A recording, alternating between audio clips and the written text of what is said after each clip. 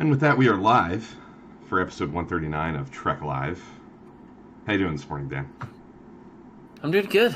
I'm excited to talk about some movies and get back to our, I think, ever-growing, more frequent draft topic. Yeah, I figured this is the fourth one. We're kind of on a pretty steady pattern of doing maybe one of these a month. I think we've kind of settled into a groove with that.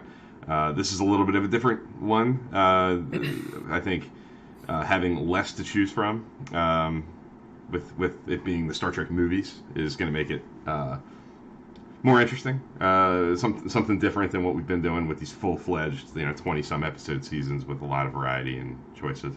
This kind of really whittles down our options.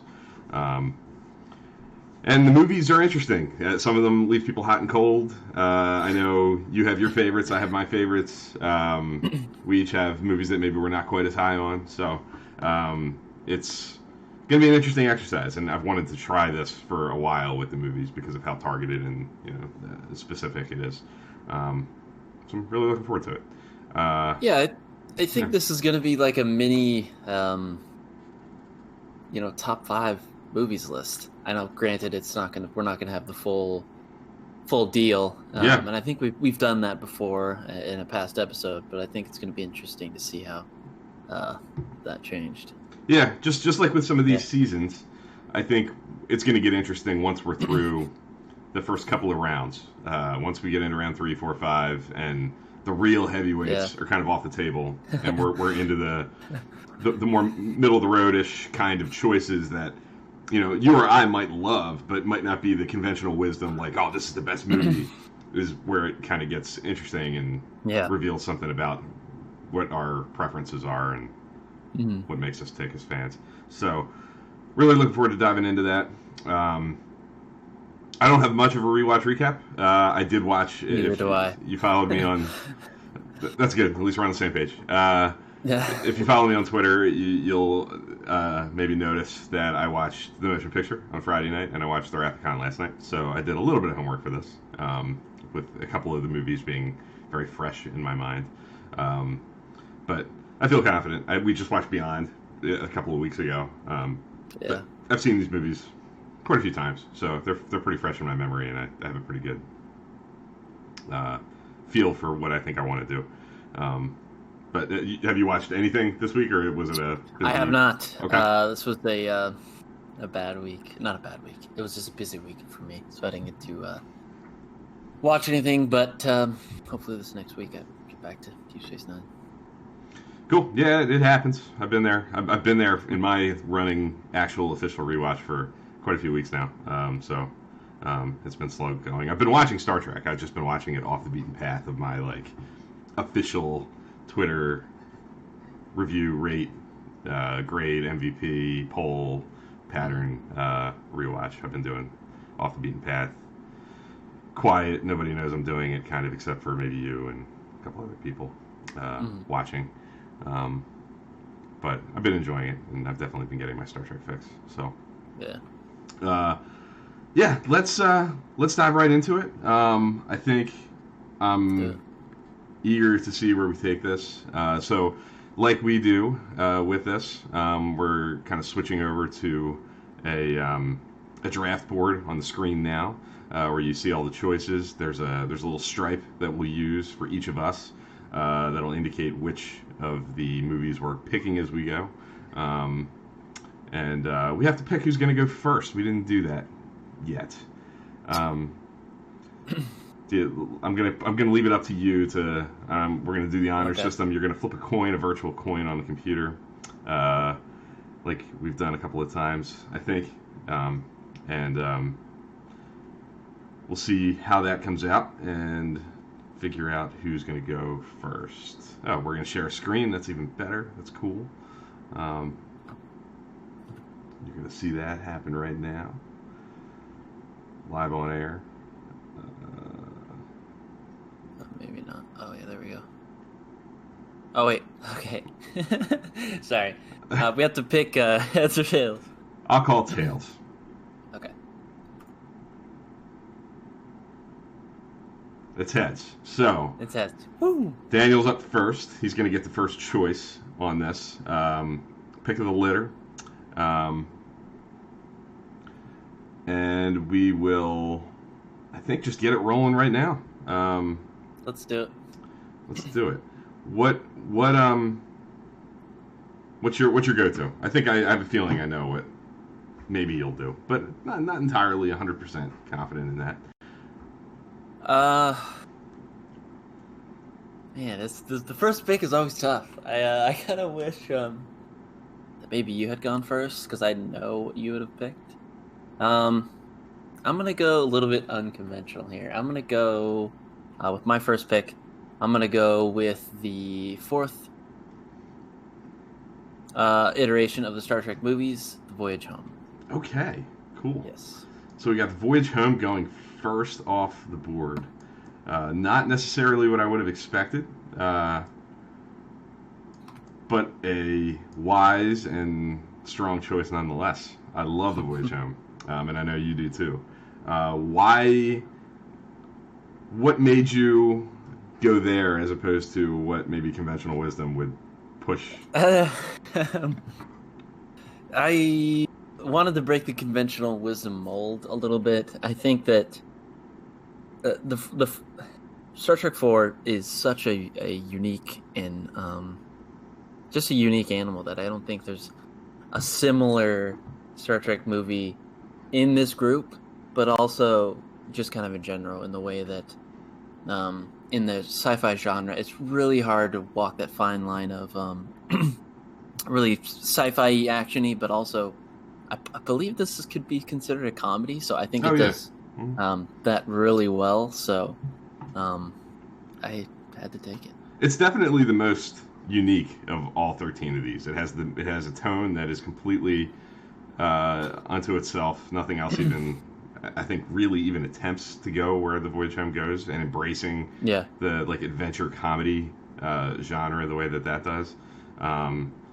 Certainly like just the audacity of the premise being we have to go find whales 200 years in the past and bring them back to repopulate the species so we can talk to this probe that showed up is just kind of it's unbelievable that the movie works that it was successful and people embraced it and were like, hey, this is great. But I think it speaks to like Star Trek's versatility and its ability to do anything and make it work. Swiss Army knife. Yes. So I think you successfully sort of pinpointed the unique animal of the bunch, and now you have that as a part of your team, so to speak. We had a couple of questions in the chat. Somebody pointed out, I think it was Rob, mentioned no Galaxy Quest on our board. No Galaxy Quest. Galaxy Quest is a topic unto itself, and I don't know how you feel about Galaxy Quest, Dan, but I love Galaxy Quest, and I love that movie. It's certainly worthy of discussion.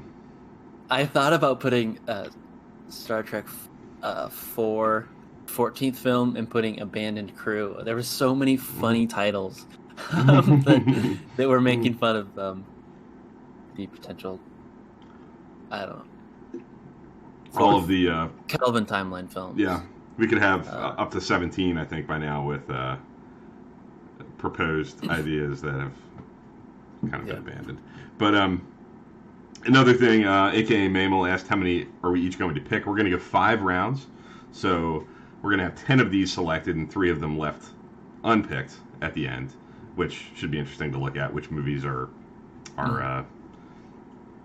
left in the pile, I guess. So yeah, we're going to go 5 each. Rob says his first pick would have been The Undiscovered Country. I think I feel like we know quite a few people who might have done that.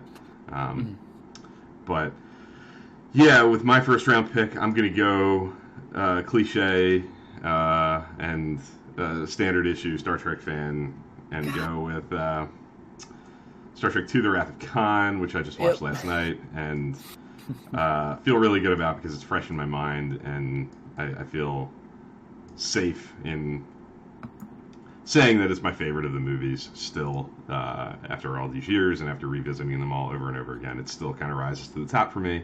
I think I mentioned last night that I feel confident in saying that it's the the high point of sort of Shatner's Kirk experience, like his performance as Kirk, going back from the original series through all the movies, because I feel like 4 or 5 times throughout the movie I kind of stop and think like, this is the best he's ever been, and then another scene happens and it's like, okay, no, that's the best he's ever been. He really, really is great, and it's like yeah. different kinds of scenes too. It's got he's amazing in the sort of face off with Khan at around the midpoint of the movie, the here it comes moment with the prefix code on the bridge. So in like his commanding, in a battle situation kind of stuff. Mm-hmm. I love him in his quiet moment with Dr. Marcus in the Genesis cave, talking about his life unlived and feeling old and worn out. I think he's, for all the talk of Shatner being Shatner and like his persona of overacting and like maybe laying it on a little thick sometimes, he's so quiet. He's almost whispering in that scene. He's like barely getting it out. And I think that's such a different note for Kirk and for him, and it really speaks volumes. And then, of course, all the stuff again with Spock. Biting the dust. I think he's really great in that too. So, and Nimoy's amazing too. So it's got all the great. It has like, it's got the campy moments like the Khan yell. Like it's got some of that in it, but it's also it's got like some TOS charm though. Yes. Yeah. It's got that. It doesn't take itself completely too seriously. It's got some silliness kind of weaved into it that have given it like that cult movie status. But I think it's genuinely great at the same time. Like I think there are moments in it that are like genuinely dramatically effective, and perfectly pitched, just cinematic storytelling, with great performances and. Yeah, it's my favorite of them, and I feel really confident with getting it. Yeah, it's a great pick. So, round 2. What do you got? My round 2 pick is going to be the 11th Star Trek film, which will be Star Trek 09. I cannot leave this off the board. I love this movie, and Bill and I talked about this a little bit before, because he mentioned at the top of the show we just watched Beyond, kind of off air, and he posed the question of which is better, and I think what pushes it over for me is like this is what how my fandom was born. This is how I got into Star Trek, and I cannot leave it off the board. It's got a great opening scene that I think is just amazing, and then just from beginning to end, I really love this movie. I think it's the premise is absolutely perfectly executed in getting away from the original timeline, so to speak, the canon stuff, and then doing something completely different, which I think at that time Star Trek really needed something like that to kind of really, I mean, you could argue that this film is the reason why we have all these shows and all these movies today. Definitely. It really jump-started everything back up. So I can't leave it off the board. I can't let you have this film. It's high up there for me. I love Star Trek 09 for all the reasons you laid out. I always feel like when I watch Star Trek as a whole, and I do it like chronologically, and I watch the end of Voyager, Enterprise, or however I'm doing it, and then I watch like Nemesis, and then I get into 09, it's such like a rush shot in the arm. Things like the most simple Star Trek stuff feels like fresh and exciting again. Like, I feel like at the end of the movie, when they beam Spock out of the jellyfish ship at the last second and save him, like just something that simple that's so standard issue Star Trek. The little shot of him beaming onto the transporter pad with the music. Like, how many times have we seen that happen in Star Trek? And it just feels like cool and fresh and exciting and like, wow, they beamed him out at the last second. I think 09 just finds just the right tone to like make it all feel fresh and exciting again and new. And it's just what the franchise needed. I think it did its job beautifully. And I think it's a great movie. I just think I think it works as an action adventure story, and it's a testament to its success that you're sitting here, because doing this because, like you said, you and many, many other people that we know and that I've met over the years of being on social media and, connecting with Star Trek fans, there are tons of them who would point to that movie, and say that I saw that movie as a kid or growing up. I went to the theater and saw it, and it made me realize, hey, I kind of like this. And they went home and they popped in TOS or they found TNG and off they went. So that's kind of indispensable, and I do think it's responsible for where we are now. If that movie didn't do well or that never happened, I don't know what Star Trek would be doing right now. But I'm glad you picked it. I mean, there are other movies here that I think other folks maybe would have been I'd go there. Oh yeah. But for you, and just knowing you, and like you said, it introduced you to Star Trek. There are some other personal things that I know it kind of has a special spot. Very special. For you, that it would be a shame for you not to have it, and for you to pick it high is just feels right and appropriate. So definitely a good choice for you. Fitzy Cal Herb says, I don't think we can underestimate 09's influence on current Trek. Grateful for 09 bringing newer fans. Trek needed it. Absolutely. Completely agree. Breath of fresh air. It was the breath of fresh air that everything needed. I think it was the breath of fresh air that even I needed. Like I said, it made it feel fresh for me. And somebody who my entire adult life up to that point, was surrounded by Star Trek. I grew up watching it. It was part of me, literally a part of me. And I didn't need to be drawn into it. I was there on opening day and excited to see it. But it felt like it rejuvenated my love of it when I didn't even realize I needed it, I guess. So, good choice. Yeah.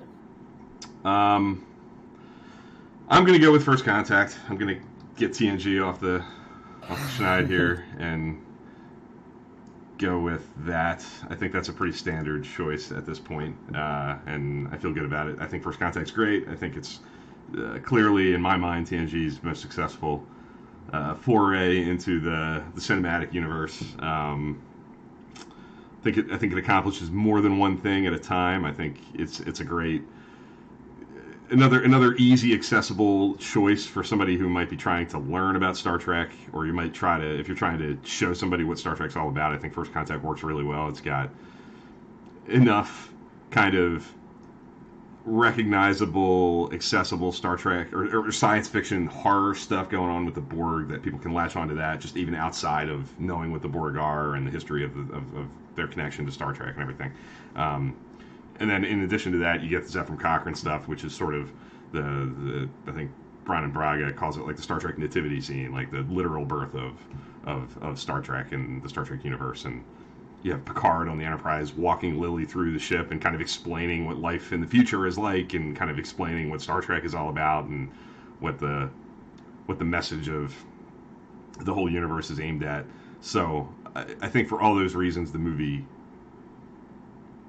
works on the basic levels of just being a good movie and working for general audiences. But in addition to that, it's got great stuff for Picard, enhancing his arc, going back to Best of Both Worlds. It manages to be an intro movie for people potentially, and really giving people who are invested, something to chew on and feel like, okay, watching TNG for all those years and feeling invested in these characters is paying off here watching this movie, which I think is a difficult dance to do.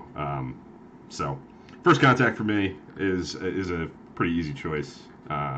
Was it something that how high on your draft board would that be? It's high. I don't think it's it's tough because I don't want to say it's the second best film, but technically it's not. It's 4, I think, but 4 or 5. But yeah, it's a great film. I love it. It's cool because it's interesting to do the time travel thing. It's got a big sci-fi concept, but it doesn't feel like they're going back to the well, really. And I think there's some great moments in there, just character moments that just build on what we've seen in the past. Mm-hmm. What would I've liked to seen in the past, building off of these 7 seasons. I think maybe Generations was maybe a little bit of a misstep, but I think this is definitely a step in the right direction as far as like building off that huge resume, I guess. Yeah. So. Yeah, no, I agree. I think it does capitalize on the TNG stuff, not even just the Picard arc, going back to his relationship with the Borg and kind of having to, I think seeing him grapple with kind of a thirst for vengeance and such a passionate, like, unreasoned approach to battling the Borg is so counter to what his instincts are. I think if you know that character and you love that character and you've had a lot of time with him, seeing him kind of compromised by his emotions and his passions is kind of jarring and feels big and impactful. I think they really pitched that well and made that feel right. But in addition to that, you also have the Data stuff too. I think the Data kind of journey with the Borg Queen and being the temptation to be human and how bad does he want it, and what's he willing to give up for it, is another thing that plays on people's knowledge coming into the movie if you have sat with TNG for a long time and really are familiar with the show.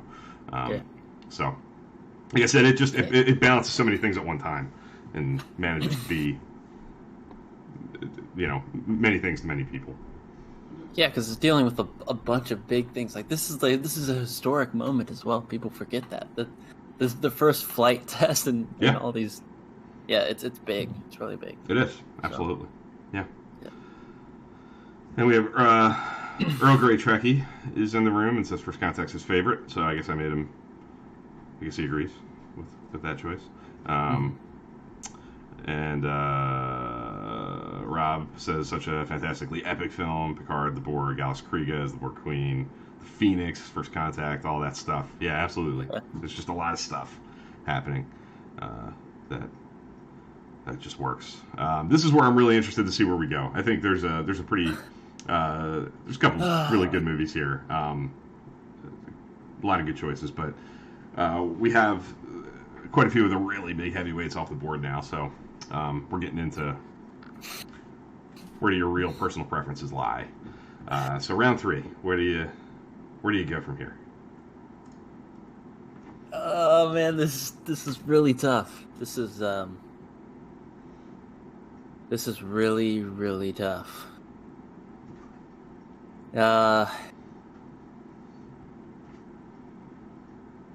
Man.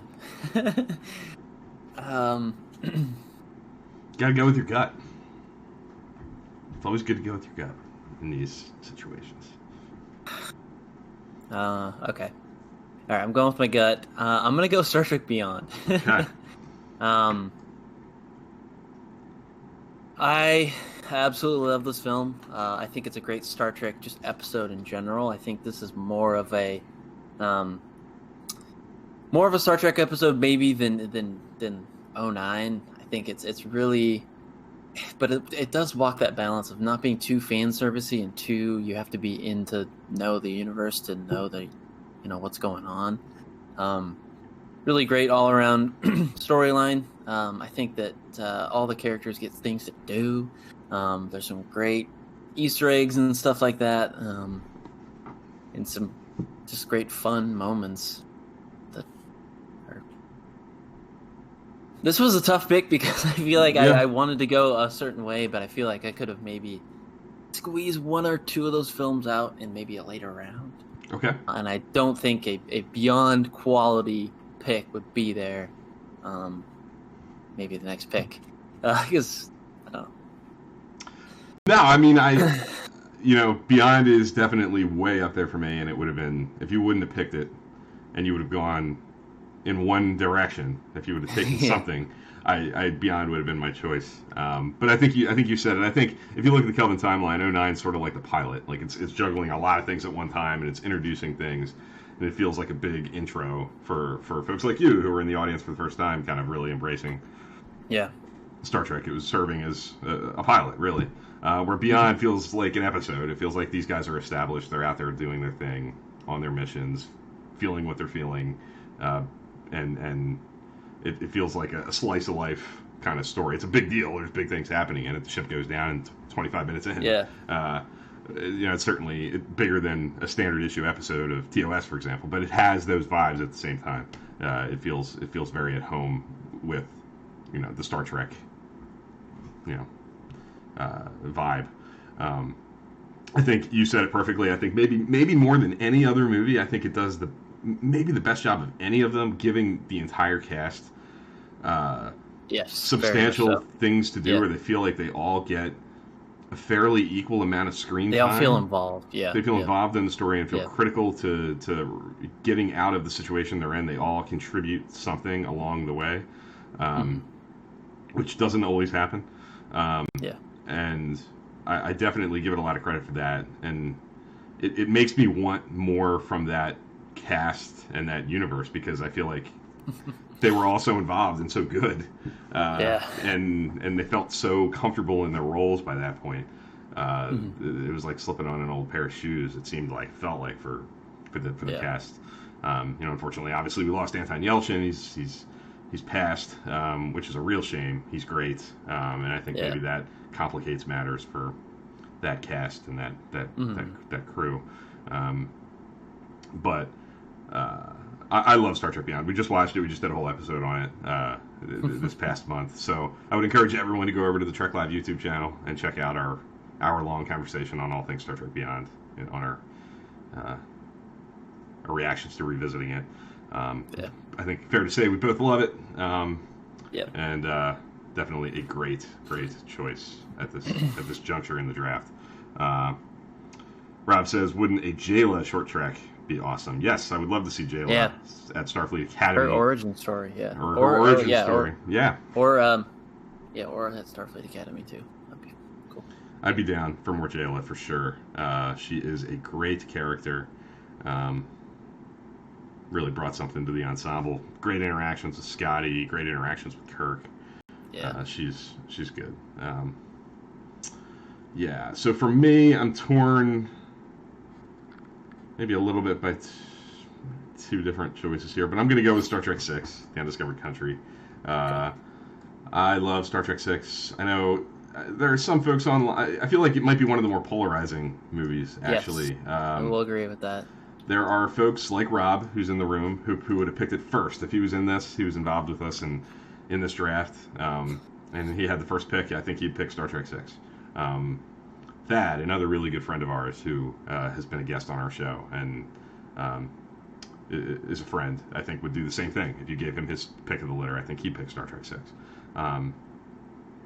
We have other friends, Jim Morehouse, who is not so fond of Star Trek VI for some reasons. The boots, the search for the boots, just is not. It doesn't work for him. So I think Star Trek VI is an interesting case study of, ranging anywhere from way high up on lists and maybe a little further down on some. But I love it. I love what it says about. I think it feels perfectly at home as sort of like the end of the TOS story. With the original series being a product of its time in the 1960s, and really tackling the issues of their time. Dealing with particularly the Soviet Union and the Cold War, and Star Trek VI being the wall coming down in space, and sort of the struggle to put away old prejudices and old gripes, and trying to move forward with the peace process. And the real struggle for that to happen is for these old guys who are in positions. Even Kirk too. It was that's what I mean. You have these people who are in prominent positions, these veteran people who have a lot of sway and are in powerful positions and have influence over the whole of the organizations and the societies, who have these baked in conceptions of the other side. And in order to move forward, those people have to get over it. Kirk has to get over it if this is going to work. And Star Trek VI is sort of the him getting through that process and realizing that he's got to get over it. He's got to be able to overcome some of those prejudice feelings that he's developed over years and years and years of interactions with Klingons. Yeah. And I love that about the movie. And it feels, like I said, I think because of that and because of the way it capitalizes on that thread that kind of goes through all these movies and the original series, I think it feels like a perfect cap on that story and those characters. But it's got some great visual stuff. I love Rura Penthe and the Klingon courtroom. Yep. And General Chang, Christopher Plummer is great. Great battle scene at the end with the Excelsior flying in and helping the Enterprise take down that bird of prey. That can fire when she's cloaked. It's just really, really great Star Trek stuff in it that goes beyond the great moral, ethical struggle stuff that feels so right in that movie too. Like there's good tech, cool Star Trek stuff too. Great production design. I love the opening. I love the opening with Praxis exploding and the Excelsior with Sulu in command. It's great. I love Star Trek 6. The search for the boots does not greatly bother me. Rob says he's reading a novel, a Star Trek novel, as he is one to do, called Casting of Shadow, and it's all about Valeris after the Undiscovered Country. Wow. Cool. Very cool. I'd be interested to hear what happened to old Valeris. Did she go to prison? Or did she get rehabilitated? Interesting. I mean, what are your feelings on Star Trek 6? I really enjoy this film. I'm not a hater, or I like this film. I think it's a perfect cap on like this. Like you said, these group of people. It's a perfect cap. I really like the Klingon stuff in it too, and yeah, it's just a perfect, I think, ending, because in my mind we really didn't get a series finale with TOS, so this really feels like it really pays tribute to like really tying these characters in this story line up and kind of somewhat of a bow, because we get some things in Generations that might tarnish that a little bit, but yeah, I hear that. Hard to argue with some of those things. Fitzy Cal Herb says Bill and I are Trek brothers from another mother. Our pixel line in these drafts. Appreciate that. And Robin and he are talking about the Cold War vibes and permeating that movie.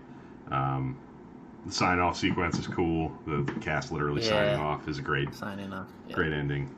Great way to kind of highlight the actors in particular.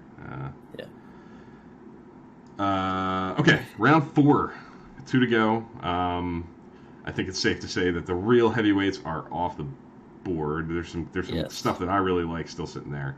But the consensus choices, I think, are pretty wiped clean. So it's really, really tough. There's 2 picks that I really want to go. I'm gonna go with Star Trek 3: Search for Spock as my next pick. Every time as time goes on, I really, really enjoy this. I feel like it's a little bit underrated. There are some silly stuff in it, for sure, but also there are some really great stuff. I think just what I get from this film is just the sheer just love that this crew and this cast has for Spock and Leonard Nimoy in this franchise. I think, there's just some great scenes. The cast stealing the Enterprise. Don't Call Me Tiny. I think there's some great stuff in there. I think when you pair it with Voyage Home, I think that's gonna be fun to have this kind of maybe 2-parter. I guess it would be better if it was with Wrath of Khan, obviously, but take what you can get, I guess. Yeah, I think I love Star Trek 3. I think from the moment that they get to we're stealing the Enterprise through the end is really pretty soaring stuff, pretty consistently. I love when I think of Star Trek 3. The first thing that always pops into my mind is just knowing how we all know, like, how much Kirk loves the Enterprise and like lives for Yeah. being in that captain's chair, doing that job. That was really well sold in both of the first two movies, in the motion picture and in the Wrath of Khan, how uncomfortable he is not being in the captain's chair. And I think the little moment as they're getting ready to warp out after they've gotten the ship out of space dock, and the captain, Captain Styles, is his name, maybe, on the Excelsior. Oh, yeah. Kind of lame loser captain of the Excelsior. Says, you do this, you're never going to sit in the captain's chair again. And he sits down and really doesn't hesitate at all. And he says, warp speed, and bang, they're gone. That feels big to me. It feels like a big moment for Captain Kirk, Admiral Kirk at that point, that he's willing to sacrifice everything for everything, really. Everything, his whole career, everything he loves for a chance to save his friend. That's the thing that I always come back, like, it's true. It's not a leap of faith. There's nothing given about it. They're assuming that this Vulcan mysticism might have a shred of truth to it, and it might work. There's a chance, maybe there's something there. It's a leap of faith. It's not a guarantee. They're not going back to the Genesis planet with the expectation of just, oh, Spock's just going to be sitting there waiting to be picked up. Like, they have no idea what they're going to do. They just know there's a chance that maybe there's something to do that might save Spock, or give some shred of Spock back to you. So I love that. I love that. That's to me, like, at the end of the day, we've talked about it in recent weeks. Star Trek's really, to me, about family and friendship, and that crew coming together vibe. And Star Trek 3 is all about friendship, and I love the way that it flips. Star Trek 2, at the end of the day, is kind of all about the needs of the many outweigh the needs of the few, or the one. And then Star Trek 3 is all about the needs of the few sometimes outweigh the needs of the many. Sometimes the needs of the one outweigh the needs of the many. That's such a cool inversion of what the last movie did. So, good choice. It's definitely where I would have gone if you didn't do it. I think it's I think it was, for my money, clearly at going into round 4, the best movie left. So, well done. I think it was a good choice. For me, my round 4 choice, I'm going to go with the motion picture. I really like the motion picture. I know some people really don't at all. It's definitely a your mileage may vary kind of movie. It's slow. I think there are points in it, particularly once you're through about the halfway point, where it can test your patience. If cuts to various characters looking out the view screen at visual effects, might not do it for you. But there are, I think there are really good character things happening in it, though. I think it does examine Kirk's place in life at this point, what he's been doing and where he is post TOS, his discomfort with being an admiral and kind of being in a desk job and not out there doing what he really loves. Spock is kind of in the same boat. He's on Vulcan, getting ready to basically leave his humanity behind and ends the movie embracing his humanity, back on the Enterprise, back with his friends, Kirk and company, and kind of realizing the thing that is missing from V'Ger, and V'Ger ultimately needs at the end of the day too, is that humanity. It needs, it's not just logic and computer. It's not just technology and a lack of emotion. You need that humanity, that emotional component to be the best version of yourself. That's what V'Ger needs, and that's what Spock needs at the end of the day. And I think that's well done. And the grandeur of it, it's huge. I love the way that they play with scale. The fly up to the Enterprise in the inspection tube, in the inspection pod, is gratuitous, and it's long, and it's a little self-indulgent, but it's perfect, and it also serves a purpose. Looking at Kirk in this little tiny pod, looking up at this massive Enterprise, and seeing little guys in spacesuits, fly on by it, little teeny tiny, dwarfed by this ship, and then an hour later, as the Enterprise is flying into V'Ger, it's dwarfed. It's this little teeny dot flying into this giant cloud. I think there's some effective use of visual effects, kind of telling the story and setting the stakes for how threatening and untraditional this thing is. It's not just a thing you fly up to and blow up. That's not possible here. We got to get in there and figure out like what it is and how to reason with it. It's not something that's easily solved by traditional means. So I think it's effective in a lot of ways. And if you're baked in as a Star Trek fan, there's a chance it'll resonate with you. If you're not a fan and it's not something you go in loving, it's maybe a little bit more of an uphill battle to have that movie really work for you. But for me personally, I've always loved the motion picture. I loved it as a kid. For whatever reason, I think the music and the scale of it and the visuals and all just resonated as a little guy, and it's kind of never worn off. So, where do you stand on the motion picture? I love the motion picture. I think just all those just shots of the ship.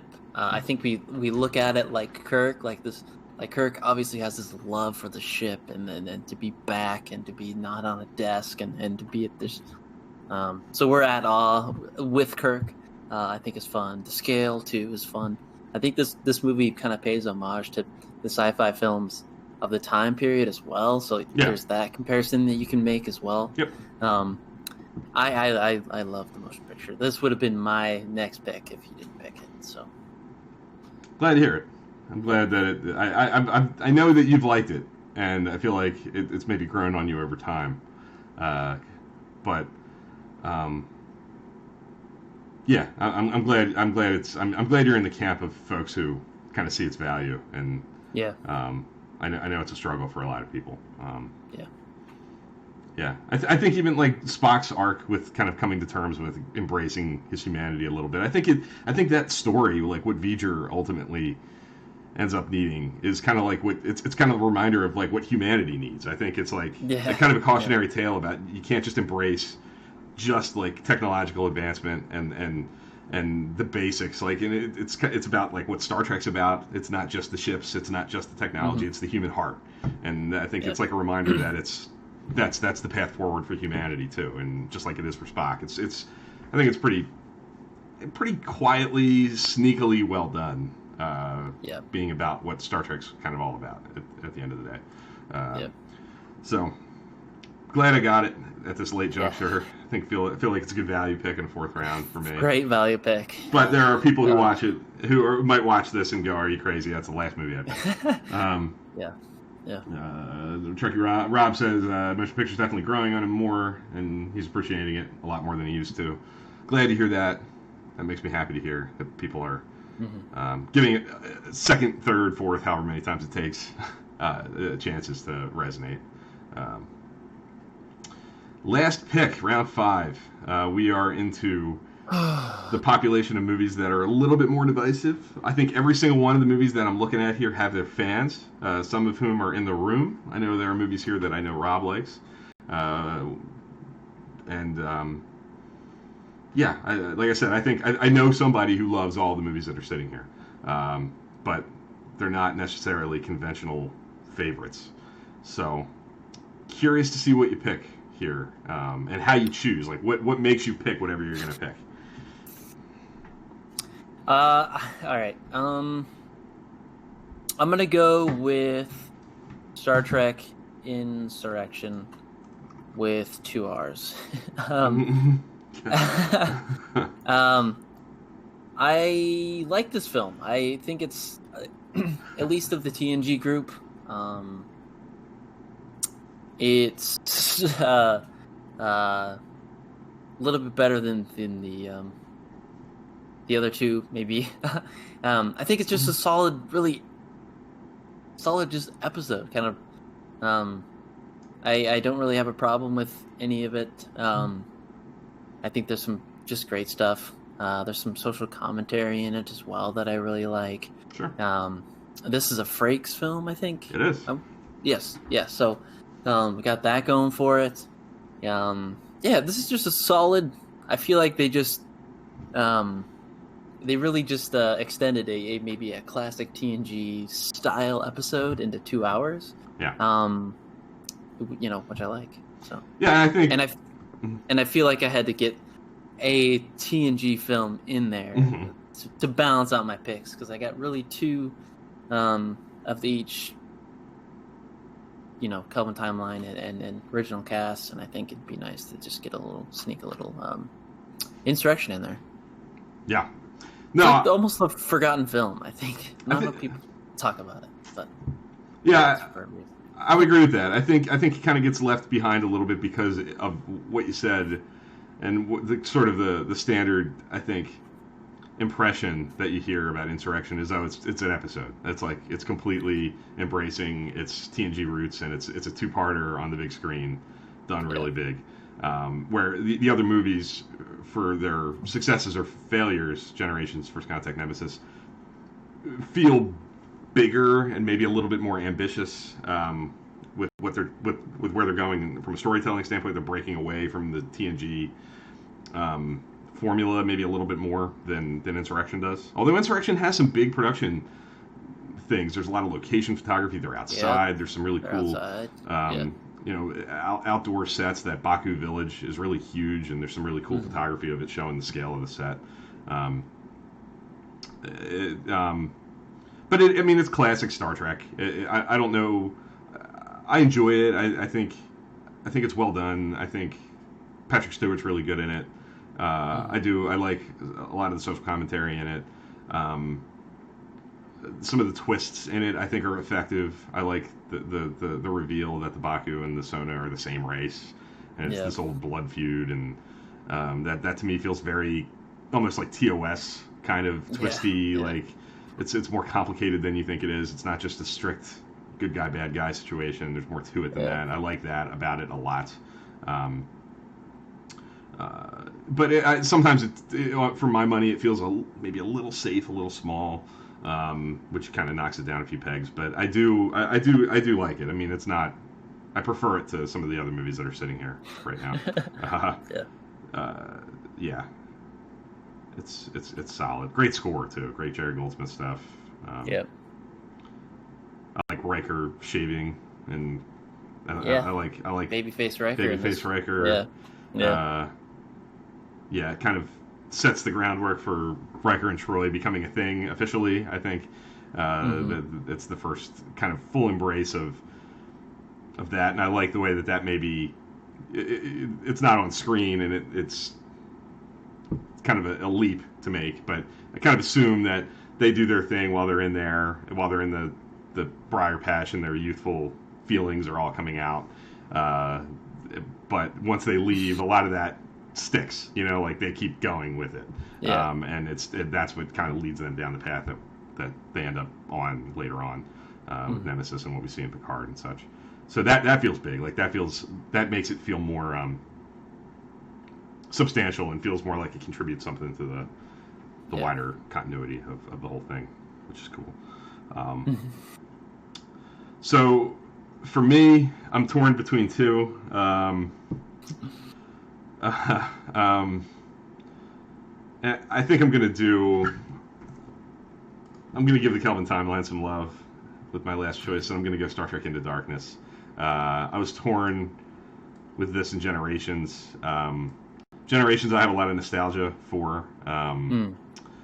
I do think it's a mixed bag as well, and so is Into Darkness, and I think all the movies that are left, I think they're all mixed bags. They're kind of mixed. There's things I like about each of these movies. There are things that I think fall a little more flat too. But Into Darkness, I think particularly in the first half of that movie, I think it really works pretty well. I think Into Darkness could have saved itself a lot of heartache and derision by tweaking a couple choices that maybe come in the back half of the movie and in the last 20 minutes or so. I think they could have done a couple of different things, but it swings for the fences. It's unapologetic, and it's going for it, and it's ambitious. But I love Scotty resigning in protest because he feels like they're going down a dark road of over militarization, and they're supposed to be explorers and not soldiers, and I like that. That's kind of consistent with some of the debates that Star Trek fans have had for such a long time. Like, what is this? Is this military, or is it science? Is it science or an exploration, or is it more soldier kind of duties, and it's kind of fluid. It changes over time. I like the kind of examination of that through Scotty. Scotty feels like the right character to throw his arms up and say, "This is a step too far. I don't want to do this." I like the examination of Kirk's journey to realize that it's not all about him. That he can't do it by himself. It's about the crew. It's about it's him discovering that family aspect that I mentioned earlier as like the thread that binds all these shows together, and the different crews. They're all kind of journeys to realize that they're all a family, and that your family can be wherever you are. Like it can be whatever your dynamic is at that time, and that's what you need to get through these kinds of big problems. And Kirk's journey to figure that out, I think, is well pitched and well executed. That he's willing to lay down his life for his family. Yeah, that's I think a big moment for him, and I think it was a needed piece of character development for that version of Kirk. And I just think they did it in a way that was going to rub people, and it doesn't even rub me as badly as it rubs others. Like I can live with it. I don't have it at the very, very bottom of my movie rankings. I'm picking it here because I prefer it to some of these other choices. It's a little higher on my board than others, but they could have saved themselves some grief, I think, by maybe going a different way with a couple of choices.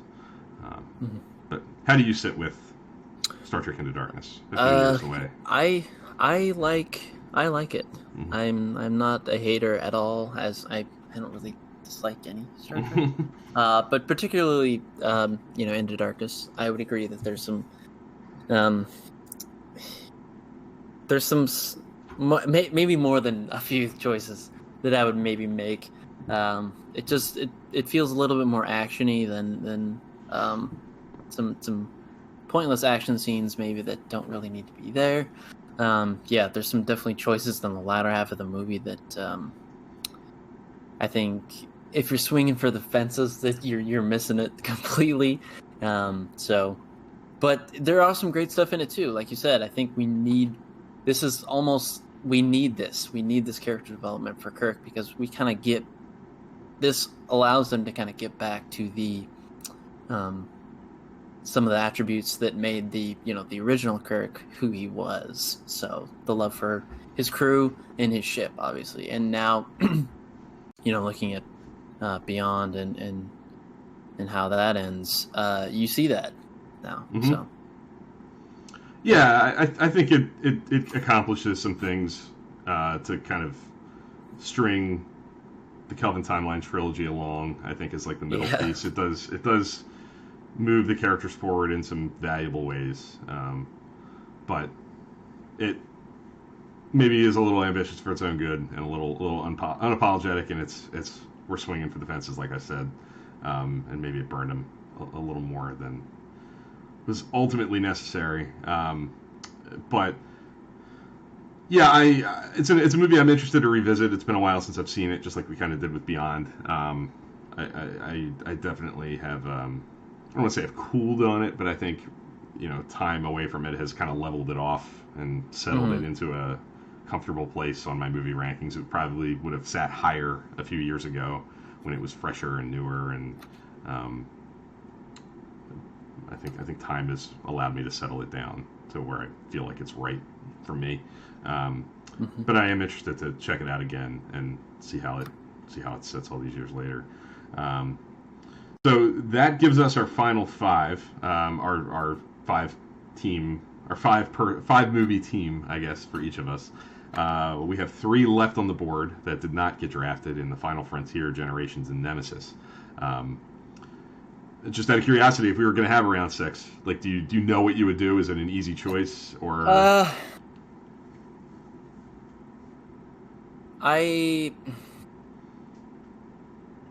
I don't know. I would pick a movie for maybe the wrong reasons of how I would pick it, because it's so corny, because it's so cheesy.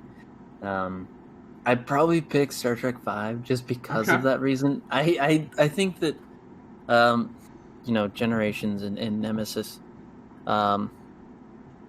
maybe take itself too seriously, and it doesn't really land.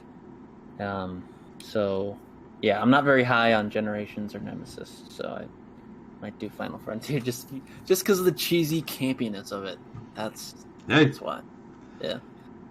That's perfectly cool, and it makes sense. You got to go with what feels right for you in these drafts.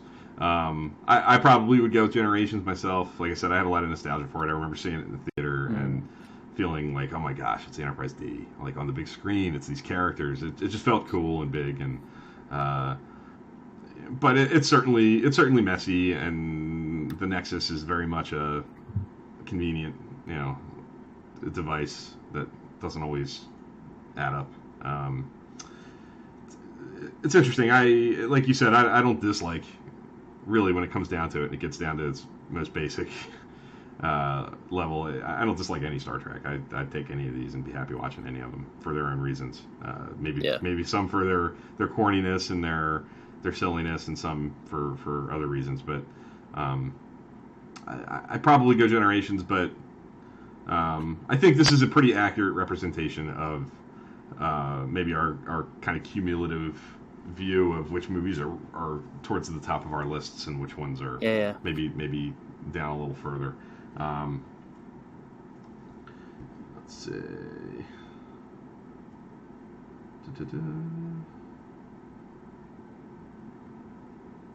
We have Rob mentioning that Nemesis is the lowest ranked Star Trek movie in the worldwide in box office returns. It definitely made a pretty big impact on the sort of reboot, the pause between. It contributed, I think, to the change in Star Trek that we got in recent years. Going back a little bit, we have Rob loving Insurrection. He really is a big fan of that movie. The Sona, the Rafu, Admiral Dougherty, British Tar, the Gilbert Sullivan stuff. He's a big fan of that movie, and that's cool.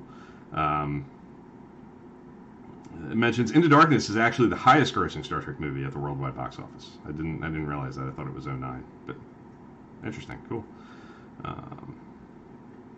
AKA Mammal says Generations would have been their fourth, and Nemesis would have been their fifth round choices. Big fan of Picard, TNG movies. Cool. Not a big fan of Star Trek V, AKA Mammal says. Which is pretty typical. Whatever do you mean? So cool. I think this was successful. It was interesting to look at the movies this way and have that competitive element of trying to guess what each other are going to do and make choices that are informed by what we think each other might do. And I think I'm looking at the movies you have, and I feel like they feel right for you. Like that feels like, hey, they're the movies Dan would pick. And I feel good about my own too. So this was fun. We will definitely be doing more of these, as we have already done. We've done TNG Season 3. We've done Voyager Season 5 with Rob as our guest. And we've done TOS Season 2 with Enterprise Extra, Jim Morehouse, as our guest of Trek Ranks fame. And then now we've done the movies. So I'm sure we have others coming down the pike. I know we want to do an Enterprise season, and we got to do a Deep Space Nine at some point as well. And they'll be coming soon. We're looking forward to it. Cool. Any content, anything you want to throw out there as a shout out, or? I'd like to shout out Course Heading, our sister show. I know we didn't do an episode this week. I believe we're just going to try to stick to every other week, just so we can have kind of 2 episodes to kind of chew on and talk about. But if you're wondering where the Lower Decks content is, it's over there. So definitely go check that out.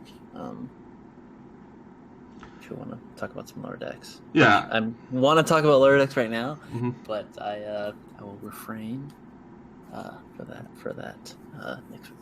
Cool. Yeah, I'm sure we'll be back. I'm thinking maybe Thursday night with discussions on Lower Decks episodes 3 and 4. Last week we did 1 and 2, and I think we're going to stick with that for Lower Decks. Maybe the 2 episode discussions every other week. So stay tuned for that. We'll reveal that on Twitter. I also want to say that we have a Discord server for Trek Live. I've tweeted it out a couple of times this past couple days. If you're watching this and you're not a part of it, and you're a Discord user, or you're interested in becoming one, and you want to be, connected to pretty positive, respectful, nice, friendly Star Trek fans, it's a cool way to do that. It's modest. It's not a huge, busy server that's going to blow your phone up with millions of notifications every day. But it's a cool way to, you have a quick Star Trek thought. You want to talk about an episode you watched last night. You can throw it in the chat, and you're going to get some good feedback from good people who are friendly and accepting and nice and friendly and all those cool things. So if you're interested in joining, if you want to be a part of that, you can send me a DM on Twitter, a TrekFan4387. I'll get you an invite. You're more than welcome to be a part of that community. We also have occasional, we call them Trek After Dark. Unlike this, we don't broadcast it out for Twitter or YouTube or anything like that. We just have, quiet for those who are there, video, audio, or just text if you want to, hangouts with episode watch parties and just trivia, and we play this or that. We just kind of much fun. Talk. Much fun. It's casual. Yep. It's relaxed. It's just kind of getting to know you. I know we've made some good friends doing it. Very good and friends. People seem to enjoy it. Every once in a while, we'll get a message in there saying, "Hey, when are we going to do one again?" Because people seem to like it. So, if that sounds cool to you, it sounds interesting. Like I said, shoot me a DM on Twitter, and I'll get you involved and invited. Yep. But I think that's going to about do it for today. I saw Dan posted our draft board results on Twitter. They're there. We're interested in hearing everybody's thoughts. The conversation does not have to stop here. It continues on Twitter, on Discord, on Facebook. We have a Facebook page as well, often unvisited and kind of left sitting there. But it's there. If you're a big Facebook user, you can find us there. But we're interested in hearing all things Star Trek all the time. So feel free to reach out. Yes. Okay. Closing thoughts, anything you want to throw out there? Nope. I think good. All right. So that's going to do it.